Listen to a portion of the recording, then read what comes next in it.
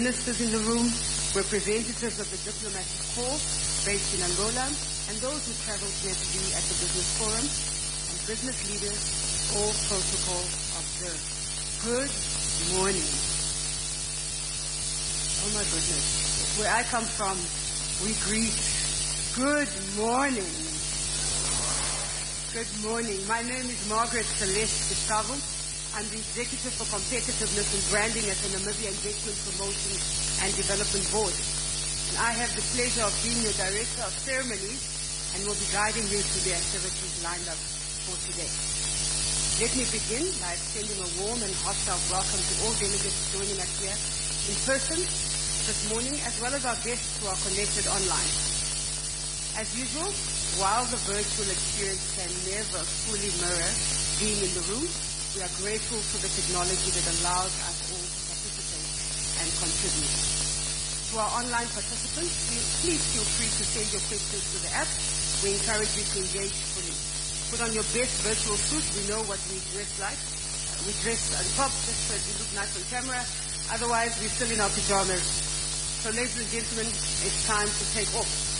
Today marks the 8th edition of the EU-Africa Business Forum, following the 2022 edition in Brussels, which many of us will remember was held under COVID restrictions. And really it is wonderful this morning and refreshing to see the energy, the smile, and the enthusiasm, meeting of old friends that you haven't seen in a long time. The last time you met him was at the last business forum under COVID restrictions. So the enthusiasm filling this room is really amazing. A special word of appreciation to all the participants who traveled from across Africa and Europe to be here, and our sincere thanks to the Republic of Angola for hosting this year's EU-Africa Business Forum. This forum, ladies and gentlemen, Excellencies, provides a unique platform to strengthen sustainable investment and trade between Africa and the EU. It stands apart because it brings together business and political leaders, policymakers, investors and innovators from both continents. Truly a convergence of insight, expertise and ambition. Now I want to draw your attention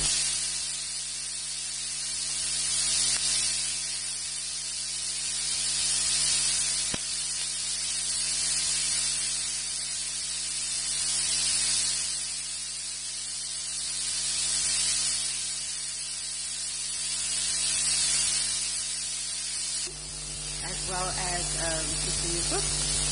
They will officially open the event. After that, please stay for the high-level panel on investment in Africa, led by my fellow Namibian, Ms. Paulina Elago. This will be followed by a presentation on investing in young businesses in Africa. Green transition, transport and logistics, health and pharmaceuticals, as well as digital connections. As mentioned, we're joined by a large audience from Africa and Europe, and interpretation is available in French, Portuguese, English, and Arabic. Thank you, Jesus. Our source of I encourage you to make the most of today. Engage, network, exchange ideas, build partnerships. May this forum strengthen our shared efforts to sustainable investment and deepen trade relations between Africa and the EU.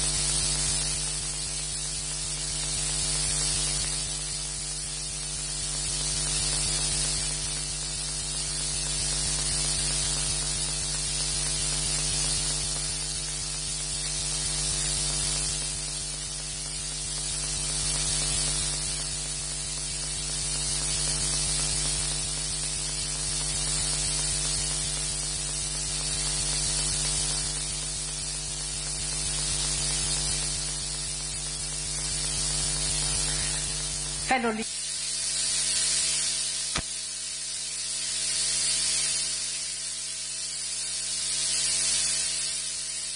Between Africa and Europe without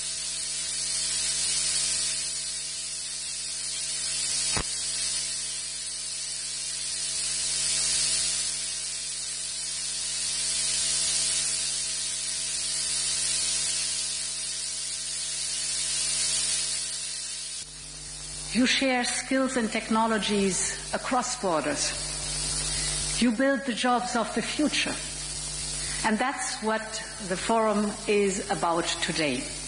Building stronger ties between our industries, our businesses, but of course between our people. Since our last summit indeed in 2022, the global environment has become harsher, but the relationship between Africa and Europe has only grown closer. Europe is Africa's largest trading partner. 1/3 of Africa's total trade is with Europe.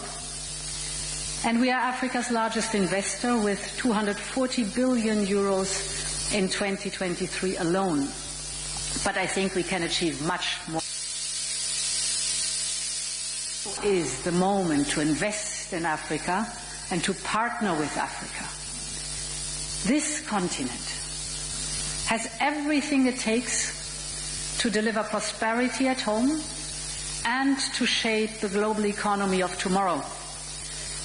It holds 60% of the world's best solar resources, 60%.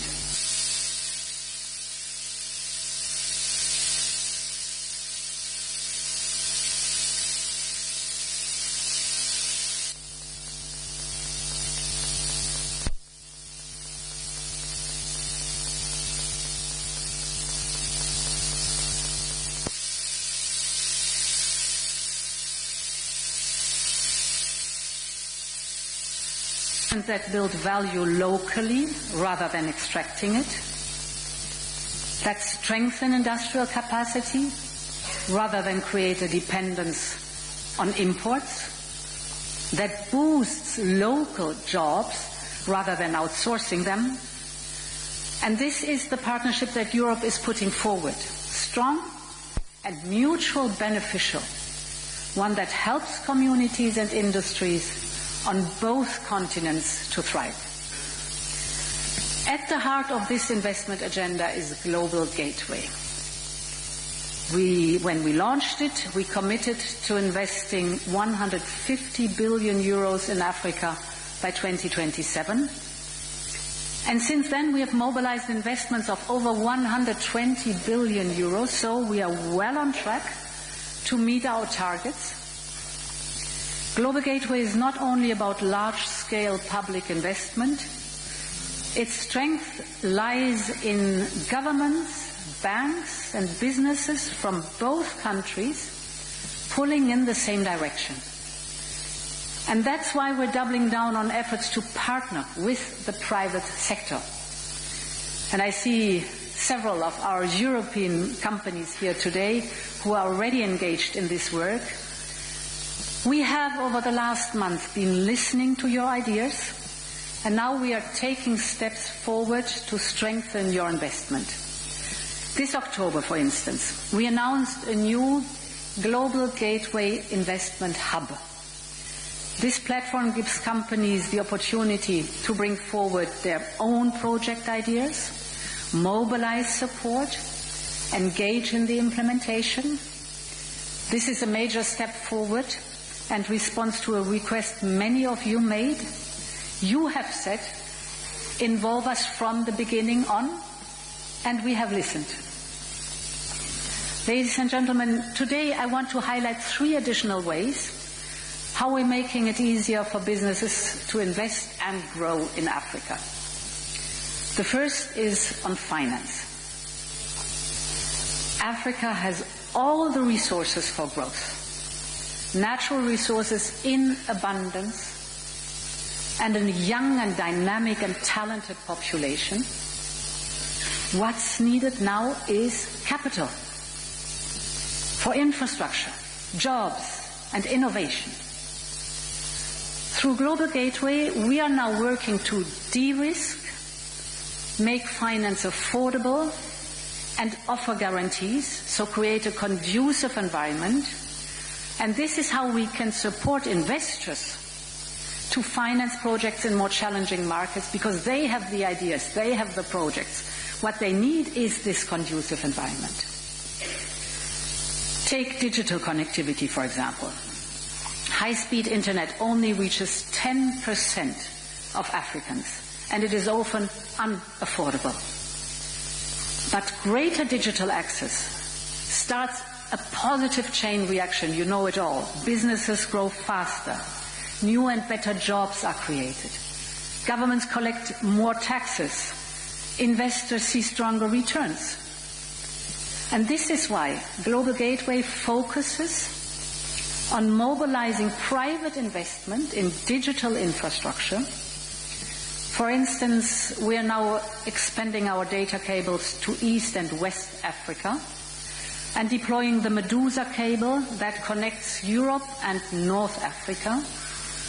And with investments like these, the impact of every euro multiplies and everyone benefits. My second point is about entrepreneurs. Africa, as I said, has a young, dynamic population. It's a continent with talent, creativity, and drive. It has some of the highest rates of entrepreneurship in the world. So people are daring, they have courage. But most of these businesses fail within the first few years. And as one female entrepreneur in South Africa put it, she said it's the lack of access to infrastructure, access to global markets, and of course the lack of finance. So through Global Gateway, we are supporting to fill these gaps. Our support includes seed funding. It includes training and mentorship. We connect young businesses to local value chains and regional market, because when entrepreneurs are given the tools to scale, they create better jobs, greater investment, more innovation. And ladies and gentlemen, my third point is on regional integration. As a startup becomes a scale-up, it needs room to grow. It needs supplies, investors, and talent. It needs customers, new markets for expansion. When companies cannot sell or scale to neighboring countries, their growth stops at the border, costs rise, innovation stalls. But when companies can expand to other regions, integration becomes an engine for growth. Local businesses get bigger. Value chains create new jobs. And ultimately, industries become strong enough to compete on the global stage. And we in Europe, we know this by experience, because this is exactly what our European single market is all about. So that's why our union has supported the African Continental Free Trade Area since the beginning. And at this summit, we're boosting our support. The African Development Bank says that a true single market here could increase continental income by $450 billion in total. That means massive opportunities for Africa and for the world. Distinguished guests, excellencies, these are only a few steps we are taking together out of a long common road we are walking together. But it is time to take our partnership even farther and expand our business cooperation. So today we want to hear from you. We want to hear from you the sectors you want to focus on, the barriers you face, and I think I've mentioned some of them, but certainly not all of them. The opportunities you see ahead. Let's turn our ambition into action. Thank you very much, and I wish you a successful forum. Thanks a lot.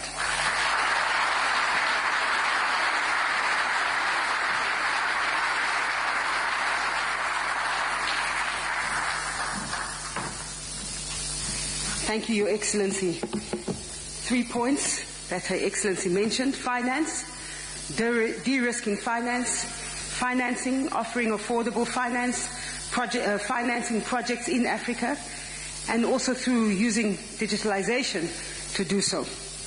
The second point I heard was entrepreneurship. Yes, people in Africa are very daring and courageous, and that mentorship and training and creating access to markets really will be tools to scale business in Africa. And then regional integration, so very important. Thank you very much, Your Excellency. And with Africa now being in the spotlight, and the EU, through Her Excellency, just showcasing what it is that the EU is planning to sort of develop and grow Africa, let us now hear from His Excellency Mahmoud Ali Yusuf, Chairperson of the African Union Commission on Africa's Vision and Ambition.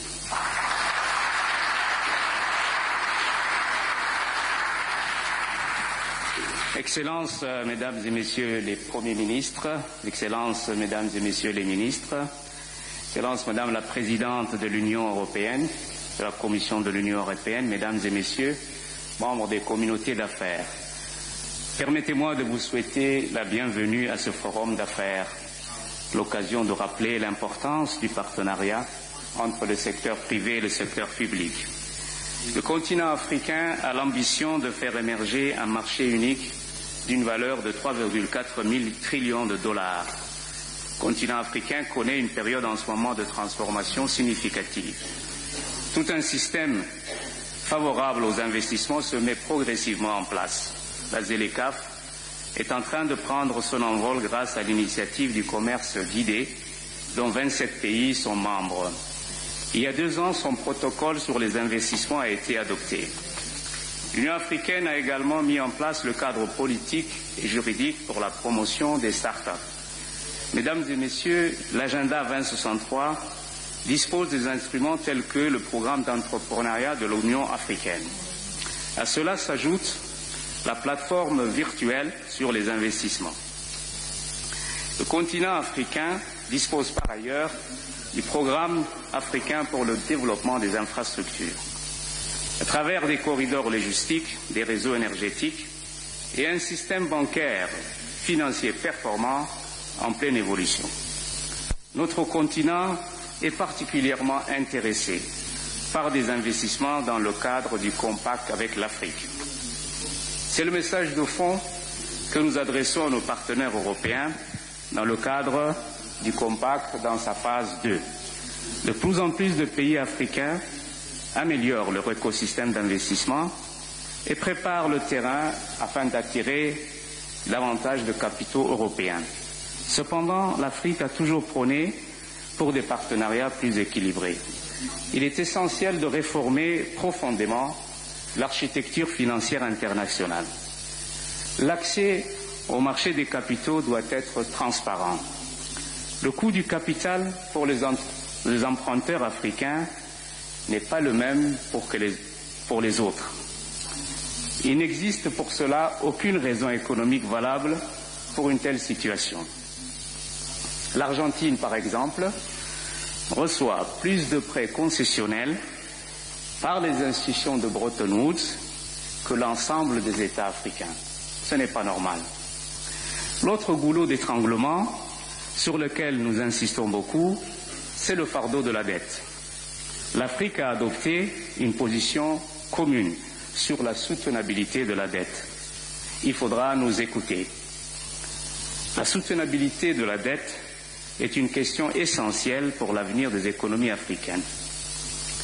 Your Excellencies, ladies and gentlemen, the digital divide is one of the daunting challenges of our time in our continent.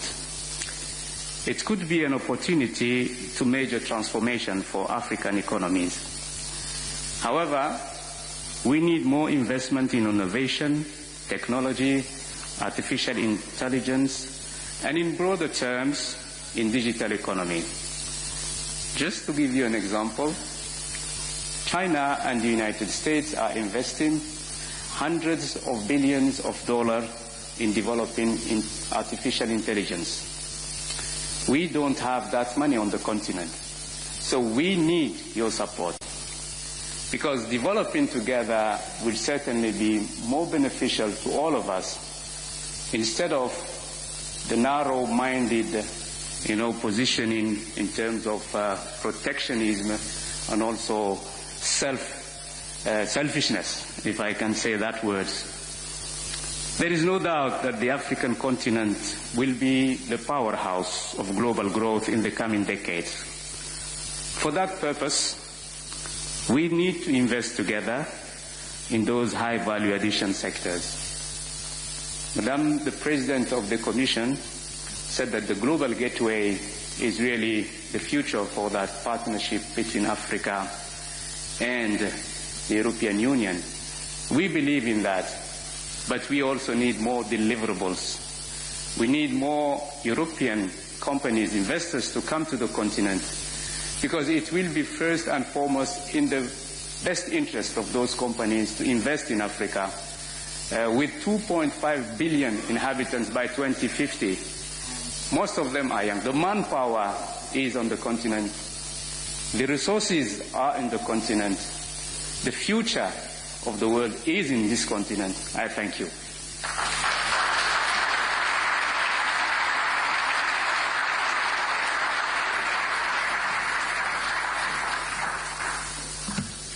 Thank you very much, Your Excellency. I'd like to call upon His Excellency Mr. José de Lima Massano, the Minister of State for Economic Coordination of Angola. Bom dia, Ministro. Muito obrigado por nos receber aqui esta manhã.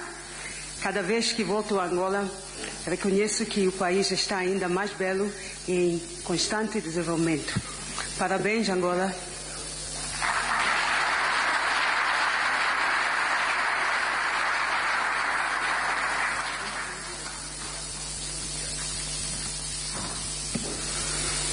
I think that Margaret Gustavo, she deserves another round of applause. Say that's fantastic in Portuguese.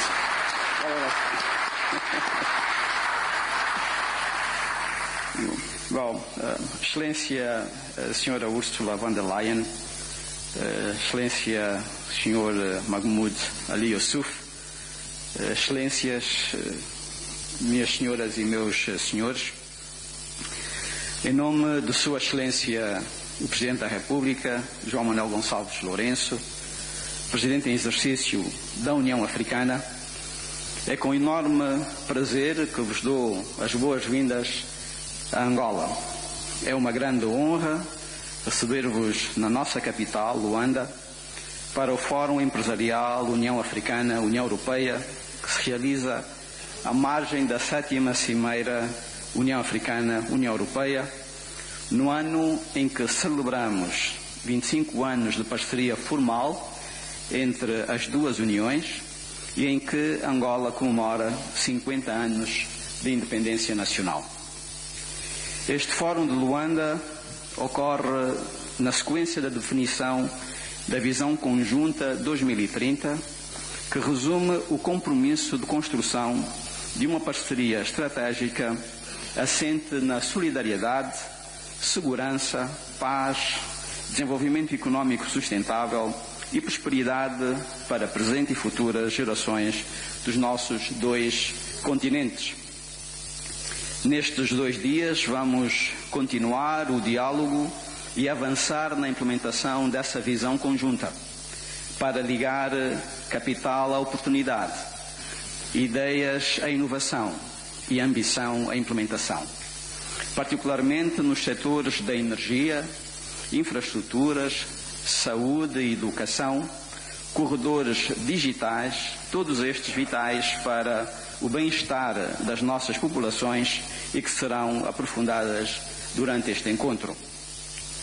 Senhoras e senhores, a África é hoje um continente em transformação real, mas apesar dos avanços, o continente continua a enfrentar um déficit significativo no domínio das infraestruturas, que permanece entre os principais entraves ao crescimento económico, a redução das desigualdades regionais e o comércio intra-africano.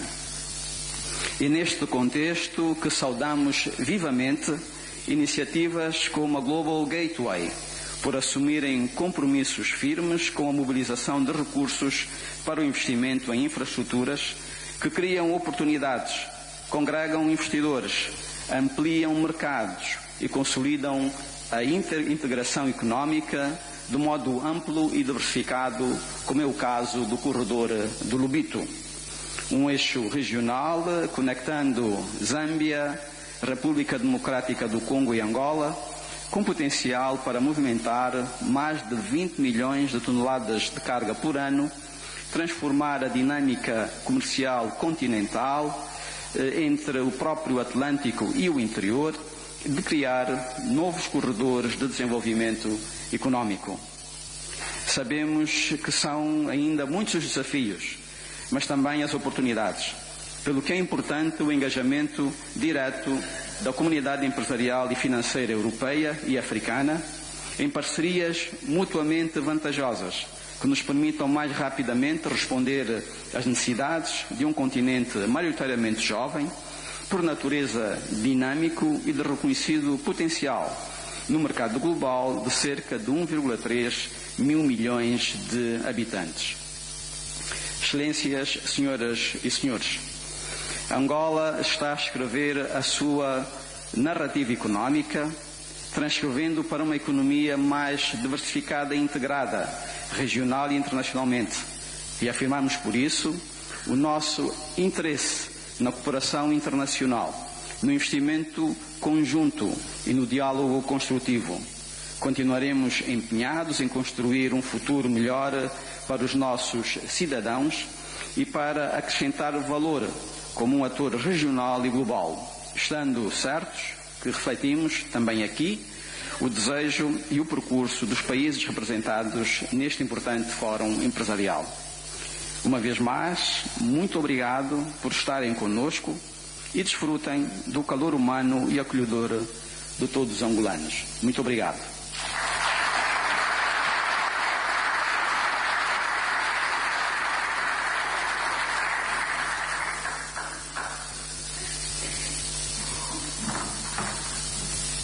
Great. Ladies and gentlemen, if we could please rise.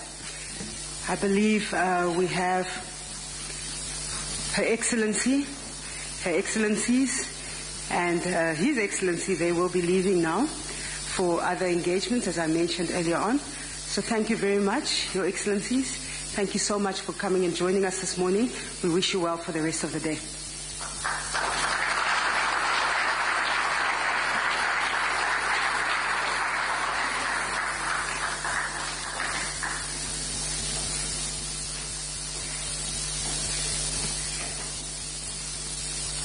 You may be seated.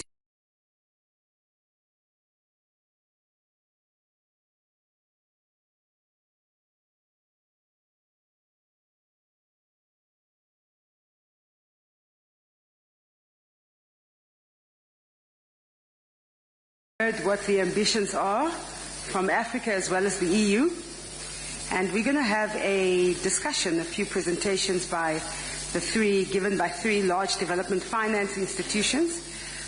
We are curious to hear how they, as financial investors facilitating investment, see the way forward to scale up investment by AFR and the EU companies in critical sectors for both Africa and the EU. So I want to welcome Mrs. Odile Renaud-Basso.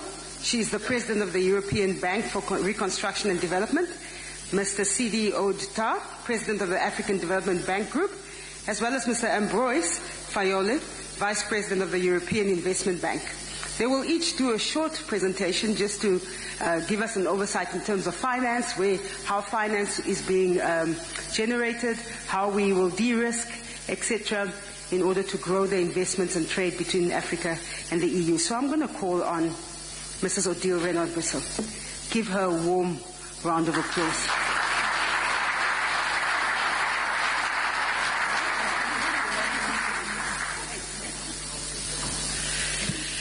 Excellencies, distinguished guests, ladies and gentlemen, it's really an honor for me to be with you today at this EU-African Union Business Forum, a platform that embodies partnership, ambition, and shared responsibility.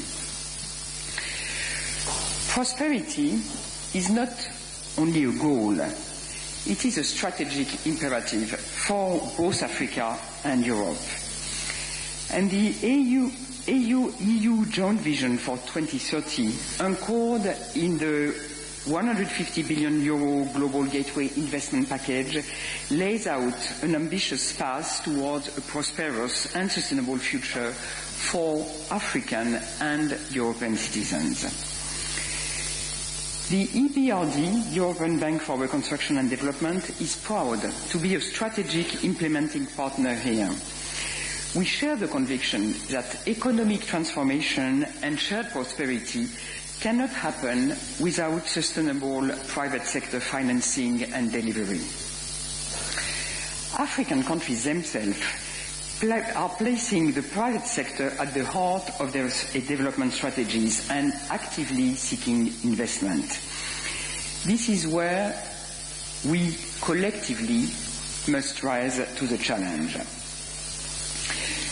Africa's private sector development needs and opportunities are vast, yet bankable projects remain limited. The EBRD's mandate and business model are designed to expand the range of deals to invest in, create new markets, and crowd in investors. This is what we do best, building confidence, reducing risk, and enable private capital to flow where it's needed most. The EBRD works across 3 continents, including Africa, with an overriding focus on the private sector, which represents between 75% and 80% of our annual investment. And we already have a strong track record in North Africa. 22 billion euros invested in nearly 400 projects over just 1 decade. And we are expanding in new markets: Benin, Côte d'Ivoire, Kenya, Nigeria, Senegal, and we hope soon Ghana. Our priorities align closely with national strategies and the Global Gateway agenda, including expanding renewable energy and energy access, supporting SMEs and financial inclusion, strengthening sustainable agriculture and economic diversification, investing in digital infrastructure and innovation, developing local capital markets. These are among our top priorities. Another vital element in our delivery and hopefully our success, and this is a tribute to my peers on this session, is how we are aiming and have been able to build cooperative relationships with other development partners, working closely with institutions such as African Development Bank and EIB. We are a dedicated member of Team Europe. And for example, over the past year alone, the EBRD has invested 1.3 billion euros in renewable in North Africa, of which 700 million with EU support. And therefore, as a key delivery for Team Europe. These investments are creating close to 3 gigawatts of renewable generation capacity, supporting jobs and increasing access to affordable electricity.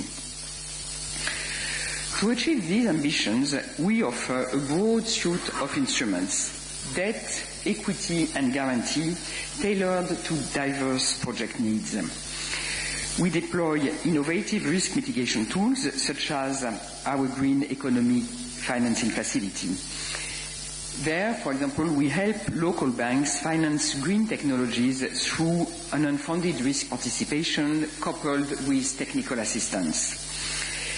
Our capacity is further enhanced by donor funding and EU guarantees, which de-risk investments and mobilize private capital.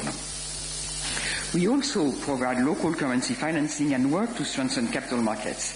For example, in Morocco, a few years ago, we supported the city of Agadir's local currency bond issuance, providing resources for green and inclusive urban development. Financing is essential, but it's not alone. It's not enough. it must be paired with policy reform and an enabling environment. And the EBRD combines investment with policy dialogue and technical support to reinforce our impact by creating an enabling environment for sustainable private sector development. Let me take the example of Egypt's renewable sector. We've been supporting the Egyptian government in meeting their renewable energy targets through policy dialogue, technical advice and investment through a country-led platform, the NWEFE program.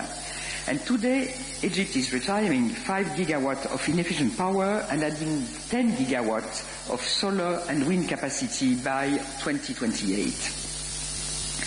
Another example, extremely important, is support for human capital.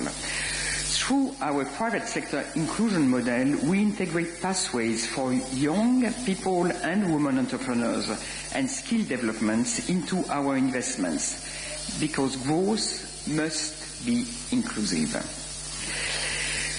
With our distinctive shareholding structure, so an EU-held majority combined with membership from its countries of operation, the EBRD embodies in itself and in its governance the principles of multilateralism, acting as a true bridge between Europe and partner countries in Africa, and fostering cooperation built on shared ownership and mutual trust.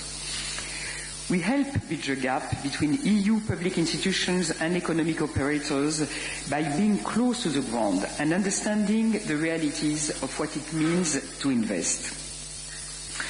So we welcome the European Commission initiative of the Global Gateway Investment Hub. Together with other implementing partners, we have contributed to the designing process, committed to additionality, impact and streamlined processes. And we look forward to exploring the potential for cooperating with the African Union's Africa Virtual Investment Platform. In a world undergoing profound transformation, Africa and Europe can create an inclusive, sustainable and transformative growth. The EBRD will invest, partner and deliver on this shared vision. Together, we can turn ambition into action and opportunity into prosperity for all our citizens. Thank you very much.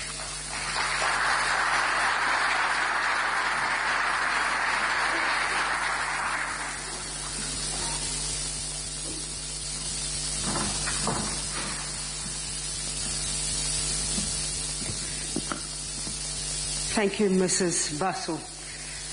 I'm going to call on Mr. Sidi Ota, President of the African Development Bank, on their views in terms of financing, as was mentioned by Her Excellency.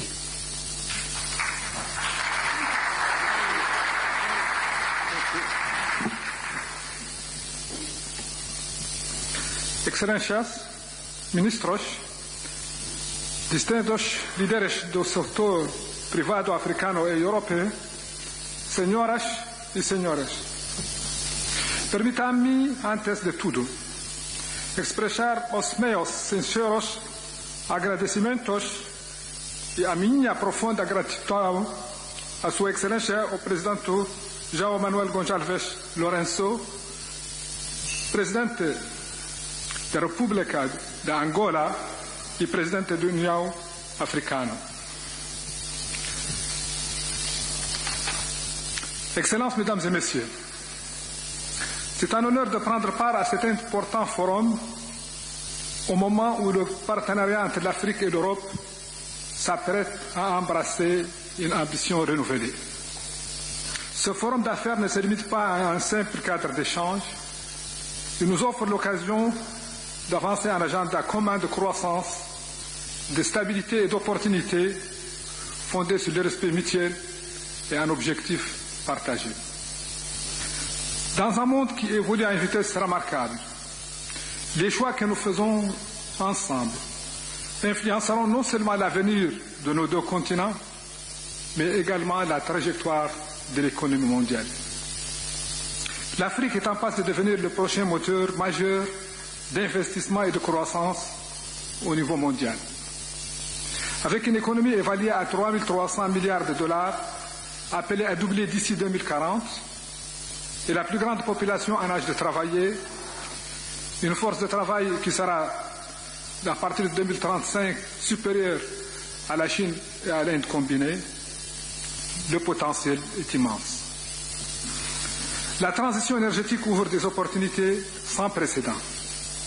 Plus de 2,8 milliards de dollars d'infrastructures vertes, des ressources renouvelables de classe mondiale et des minéraux critiques essentiels aux batteries, aux véhicules électriques et aux technologies industrielles avancées. Parallèlement, la zone de libre-échange continentale africaine, la ZLECAf, jette les bases d'un marché intégré majeur. L'Afrique est l'endroit où les rendements à long terme rencontrent une valeur stratégique globale. Mais l'existence d'opportunités ne suffit pas. Les entrepreneurs africains et européens nous le disent clairement. L'Afrique ne manque pas d'opportunités, mais de structures d'investissement bancables. Ils demandent de la prévisibilité, une meilleure protection contre les risques d'échange et les risques politiques, une préparation plus rapide des projets, des garanties évolutives et des mécanismes de financement mixtes. Par-dessus tout, ils veulent des institutions de confiance capables de coordonner la chaîne d'investissement. En tant que président du groupe de la Banque africaine de développement, depuis le 1er septembre de cette année, c'est précisément là où je veux mener le groupe à travers les 4 points cardinaux. Le premier point cardinal a trait à la mobilisation massive de ressources financières pour financer le développement de l'Afrique.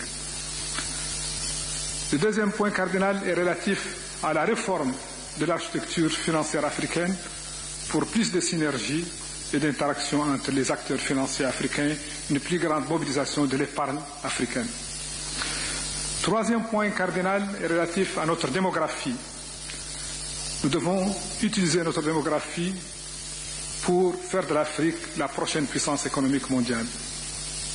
Le quatrième point cardinal est relatif à la construction d'infrastructures résilientes et la transformation sur le sol du continent africain de nos matières premières. Au centre de nos priorités figure la modification du profil de risque de l'investissement en Afrique, afin que les capitaux puissent circuler avec plus de confiance et de rapidité. Nous bâtirons pour cela le premier écosystème continental de garantie, conçu pour les chaînes de valeur et les programmes nationaux et non pour des projets isolés. Nous remplacerons l'actuel système d'instruments morcelés par un système cohérent qui crée de la prévisibilité, protège les investissements et accélère les investissements transformateurs. Une autre priorité est de constituer un pipeline à la hauteur des ambitions africaines. Les investisseurs veulent des projets bien préparés, bancables et de grande envergure. Nous œuvrerons pour réorienter nos opérations afin de soutenir le développement du pipeline de concept à la clôture dans les secteurs souverains et privés. Nous allons aussi renforcer notre écosystème de préparation de projets afin de garantir des études plus solides, un meilleur cadrage et des délais plus prévisibles. La nouvelle architecture financière africaine vise à doter l'Afrique des instruments financiers et de la coordination nécessaire afin de permettre de mutualiser la puissance financière africaine, coordonner le financement climatique et infrastructurel, réduire la prime de risque systémique du continent et déployer de manière stratégique les garanties et les capitaux hybrides et les titrisation. L'Europe est au cœur de cet effort. Les pays européens détiennent plus de la moitié des droits de vote non régionaux de la Banque africaine de développement. Ils constituent aussi l'ossature du Fonds africain de développement dont ils sont les principaux donateurs. La Commission européenne a déjà fourni plus d'1 milliard d'euros de subventions via notre accord cadre financier au bénéfice de 200 millions de personnes. Nous travaillons en étroite collaboration avec la Banque européenne de reconstruction et de développement, la présidente Odile vient de le dire, et nous travaillons aussi avec la Banque européenne d'investissement, et je suis sûr que mon ami Fayol en dira quelques mots tout à l'heure. Excellencies, ladies and gentlemen, let me speak plainly. Africa must industrialize. New regulatory frameworks, from the Critical Raw Materials Act to the Carbon Border Adjustment Mechanism and Global Gateway, will profoundly shape this partnership. They can accelerate shared industrialization. The opportunity is to turn them into catalysts for joint investment, deeper integration, and transformation. If you align our ambitions, Africa and Europe can build far more than trade flows, gigafactories, battery and electric vehicle ecosystem, agro-industrial platforms, and green hydrogen value chains, alongside strong digital integration and regional corridors that define future supply chains. This is a moment to embrace a new model, made in Africa with Europe. Now allow me to turn to a pillar that is absolutely central to Africa's investment future, the African Development Fund, and in particular, the success of its 17th replenishment. Without a strong replenishment, Africa will simply not have the concessional resources required to deploy the instruments that make private sector and private investment possible. The instruments that de-risk, that stabilize, and that turn opportunity into bankable projects. Europe has historically been the backbone of the African Development Fund. Your leadership, your consistency, and your confidence in this institution have shaped the fund's impact for over half a century. And your leadership in ADF 17 will directly determine Africa's capacity to expand its pipeline, strengthen its guarantee mechanism, and deepen its private sector engagement. ADF 17 is therefore much more than a replenishment cycle. It is the fuel for the private sector transformation we are discussing in this forum, and the foundation upon which risk mitigation, infrastructure investment, and new industries will stand. Supporting ADF 17 means supporting a more competitive, more resilient, and more prosperous Africa. Senhoras, esta reunião representa uma oportunidade importante para reforçarmos a cooperação entre a África e a Europa, promovermos investimentos produtivos e criarmos novas oportunidades para os nossos povos. Acredito fermamente que o diálogo franco e o trabalho conjunto nos permitirão avançar com confiança rumo a futuro de paz, progresso e prosperidade partilhada. Muito obrigado.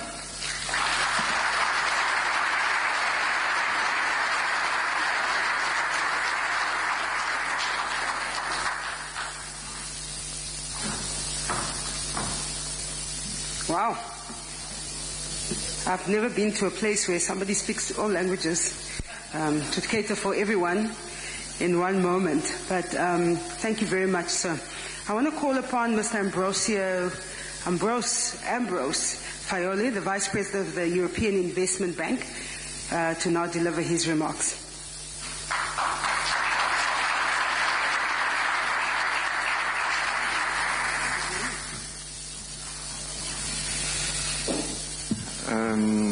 Excellences, Mesdames et Messieurs, bonjour à tous. C'est un honneur pour moi d'être ici aujourd'hui et je remercie l'Union africaine et l'Union européenne pour avoir invité la Banque européenne d'investissement aux côtés de la BERD et de la Banque africaine de développement, et aussi aux côtés de ce dynamique écosystème africain d'entreprises qui est si impressionnant. Le partenariat entre l'Afrique et l'Europe est central pour la mission de la BEI qui est active en Afrique depuis 1960. Dans la dernière décennie, nous avons investi 20 milliards d'euros et mobilisé plus de 50 milliards d'euros en Afrique, la moitié en faveur du secteur privé. Et en 2024, l'Afrique a été le récipient de 3 milliards d'euros de la part de la BEI